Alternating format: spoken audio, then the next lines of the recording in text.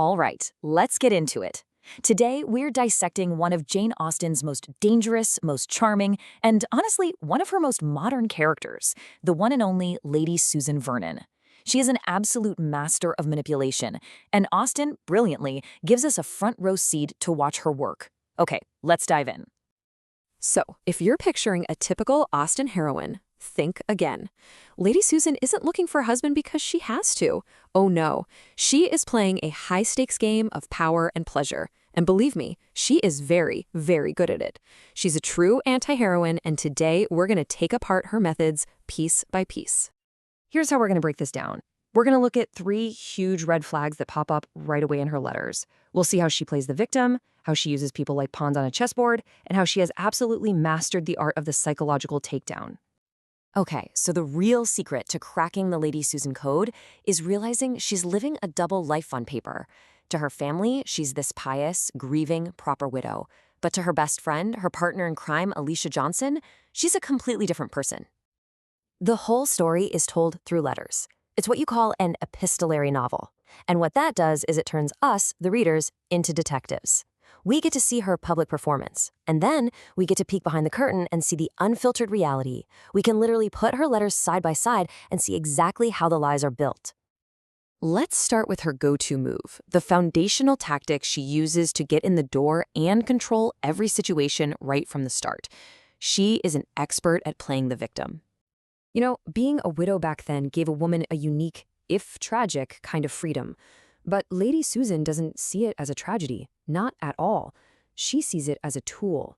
It is the perfect cover story, a social shield that lets her deflect any and all criticism that comes her way. And here we go. This right here is the smoking gun. On the left, in a letter to her brother-in-law, she's all, "Oh, I must leave my friends home. Their cheerful partying is just too much for my poor, grieving heart." But on the right, when she's writing to her friend Alicia, she spills the real tea. She's being kicked out because she's caused a massive scandal. The audacity is just incredible. In that same letter, she fully admits to going after a married man, Mr. Mainwaring, right under his own wife's roof. Her whole excuse about being too sad to socialize was a complete and total lie to cover up the fact she was basically being thrown out for wrecking a home. And that is red flag number 1, the victim narrative. So, the victim act gets her in the door. But once she's inside, she pulls out her second major tactic. If her widowhood is her shield, then other people, they're her weapons. For Lady Susan, relationships are nothing but business transactions. So she shows up at her brother-in-law's house and she knows his wife, Mrs. Vernon, is super suspicious of her. So how does she handle this threat? Not by confronting her. No, she puts on a calculated performance of being this warm, motherly figure, and she uses Mrs. Vernon's own children as her props. I mean, can you get any more explicit? She literally writes down her battle plan. This isn't real affection. It's a cold, premeditated act. She couldn't care less about the child. She just cares that Mrs. Vernon sees her caring about the child. It is pure theater, all designed to make her enemy lower their guard. But her act isn't completely foolproof. See, smart people like Mrs. Vernon can sense something's not right. When she gets Lady Susan's letter, she uses this exact word, plausibly. She's essentially saying, yeah, this sounds reasonable on the surface, but I don't buy it. She can feel the lie, even if she can't quite prove it yet. And this brings us to her most sophisticated and honestly her most psychologically damaging tactic. It is a move so modern that we actually have a word for it today, gaslighting. Her next target is Reginald de Courcy, who is Mrs. Vernon's brother. He comes to town ready to hate her. He's heard all the rumors. He knows her reputation. He's expecting some cheap flirt. So what does she do?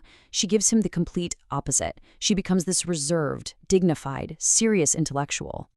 This isn't random. It's a full-on psychological campaign. First, she senses his prejudice. Then, she totally flips his expectations on their head with her serious behavior. That makes him start to doubt everything he's heard. And finally, she clinches it by making him feel guilty for ever judging her, turning his criticism into total admiration. It is an absolute masterclass in manipulation. And here she is, just gloating about it.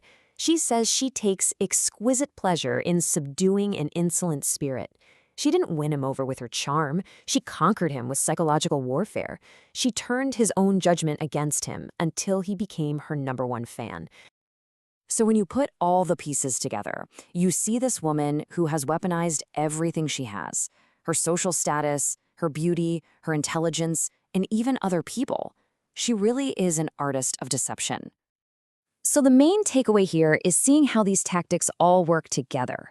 It's like a three-pronged attack. She uses fragility to control the story, fake affection to neutralize her enemies, and gaslighting to crush her critics. Each move builds on the last, creating this almost impenetrable defense around her. It is so easy to just label her a monster. But here's the final question I want to leave you with. Is she just a villain? Or is she a brilliant, ambitious woman who was born in an age that gave her zero legitimate ways to use her talents, forcing her to use manipulation as her only path to power? I'll let you be the judge of that. Thanks for tuning in.